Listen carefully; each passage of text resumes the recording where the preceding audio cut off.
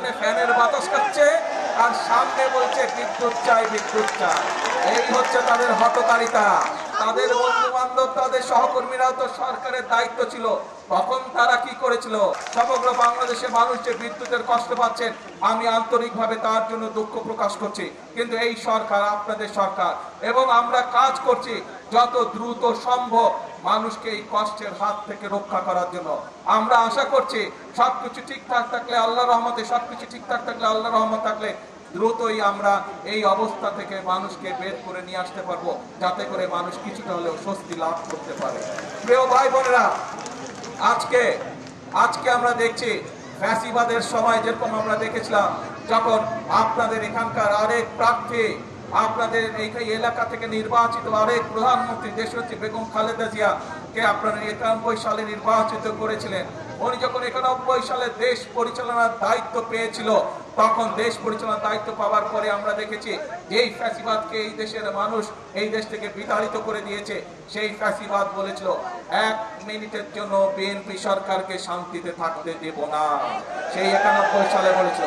এবং তারা বিভিন্ন অরাজকতা সৃষ্টি করে সেদিন চেষ্টা করেছিল সরকারকে ব্যর্থ করে দেওয়ার জন্য, কিন্তু 91 সালেও বাংলাদেশের মানুষের সমর্থন ছিল বিএনপির পাশে, সেই জন্য সরকারকে তারা ব্যর্থ করতে পারেনি। প্রিয় ভাই বোনেরা, একই রকম আওয়াজ ইদানিং আবার আরো কিছু রাজনৈতিক দলের কাছ থেকে শোনা যাচ্ছে, সেই শব্দ পাওয়া যাচ্ছে। আমরা দুদিন আগে দেখলাম একটি রাজনৈতিক দলের কিছু সদস্যরা প্রতিবাদ করছে গ্যাস দে বিদ্যুৎ দে, হারিকেন সামনে নিয়ে বসে আছে। দেখেছেন ছবিটা? পিছনে কিন্তু এরকম ফ্যান চলছে, তাদের পিছনে ফ্যানের বাতাস খাচ্ছে আর সামনে বলছে বিদ্যুৎ চাই বিদ্যুৎ চাই। এই হচ্ছে তাদের হঠকারিতা। ছবিটা ভালো করে দেখেন, পিছনে ফ্যান ঘুরছে, ফ্যানের বাতাস খাচ্ছে, আর এইদিকে কেরোসিনবিহীন হারিকেন নিয়ে বলছে যে বিদ্যুৎ দে বিদ্যুৎ দে। প্রিয় ভাই বোনেরা, এই হচ্ছে তারা, তাদের বন্ধু বান্ধব তাদের সহকর্মীরাও তো সরকারের দায়িত্ব ছিল, তখন তারা কি করেছিল? এই যে হওয়ার কথা ছিল গ্যাসের জন্য, এই জাহাজের পারমিশন তো তারাই ক্যান্সেল করে দিয়েছিল, তাদেরই সরকার ক্যান্সেল করে দিয়েছিল।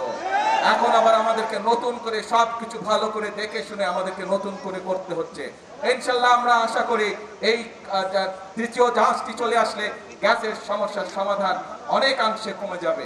তবে এর জন্য অবশ্যই আমাদেরকে ধৈর্য ধারণ করতে হবে, দেশবাসীকে ধৈর্য ধারণ করতে হবে, কারণ এই জাহাজগুলো বানাতে যথেষ্ট সময় প্রয়োজন হয়, এবং যে কোনো জায়গায় এই জাহাজগুলো বানায় না, পৃথিবীর নির্দিষ্ট কয়েকটি দেশে এই জাহাজগুলো তৈরি করে, অনেক দামি জাহাজ এগুলো।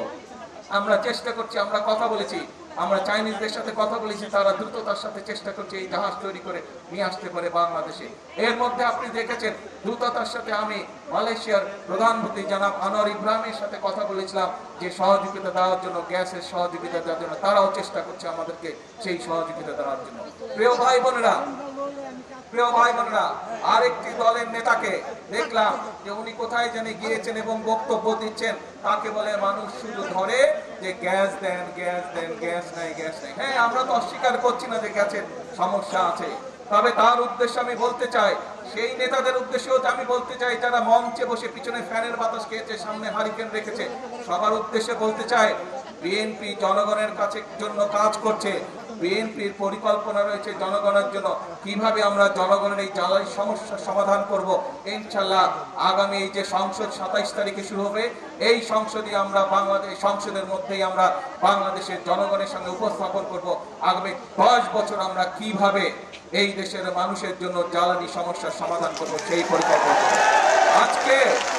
আজকে এই সকল রাজনৈতিক দলকে পরিষ্কারভাবে আমি বলতে চাই, আপনারা যদি মনে করেন অতই জনগণের প্রতি আপনাদের দায়িত্ব আছে, তাহলে আপনাদের পরিকল্পনা নিয়ে আসুন জনগণের সামনে। আপনাদের পরিকল্পনা যদি আগামী 3 মাসের মধ্যে সমস্যার সমাধান করে দিতে পারে, তাহলে আমি আপনাদের পরিকল্পনায় গ্রহণ করব। তাদের প্রতি আমি চ্যালেঞ্জ ছুড়ে দিলাম।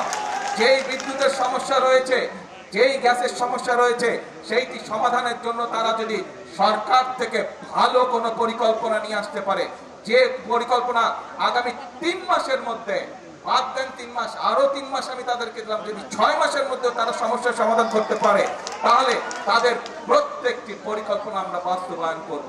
আর যদি তারা শুধুমাত্র জনগণকে বিভ্রান্ত করার জন্য দেশকে বিভ্রান্ত করার জন্য এইসব কথা তারা বলে থাকে, তাহলে অবশ্যই তাদেরকে জনগণের কাছে ক্ষমা চাইতে হবে।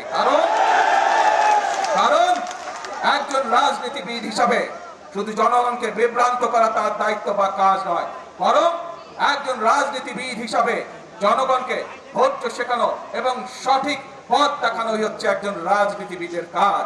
সেই জন্যই আপনাদেরকে বলবো, আসুন, বিভ্রান্তির রাজনীতি স্বৈরাচার করে গেছে, মিথ্যের রাজনীতি স্বৈরাচার করে গেছে, ভাঙচুরের রাজনীতি স্বৈরাচার করে গেছে। আপনারা জনগণের সামনে প্রতিজ্ঞা করেছেন যে জনগণের জন্য কাজ করবেন, আপনারা জনগণের সামনে প্রতিজ্ঞা করেছেন যে আপনারা দেশ গঠনের জন্য কাজ করবেন। কাজেই সেই সব বিভ্রান্ত রাজনীতি বাদ দেন, সেই সব হঠকারিতার রাজনীতি বাদ দেন। আসেন, জনগণের জন্য কি করতে পারবেন, কি পরামর্শ আপনাদের দলের মধ্যে আছে সেটি জনগণের সামনে তুলে ধরেন। কি পরিকল্পনা আপনাদের মাথার মধ্যে আছে যা জনগণের উপকার করবে, যা দেশের মানুষের উপকার করবে, সেটি জনগণের সামনে উপস্থাপন করেন। রাস্তায় বসে ভাঙচুর করা, রাস্তায় বিশৃঙ্খলা তৈরি করার দিন শেষ, সেই রাজনীতি শেষ। জনগণ এখন সেই রাজনীতি সমর্থন করে না। প্রিয় ভাই বোনেরা,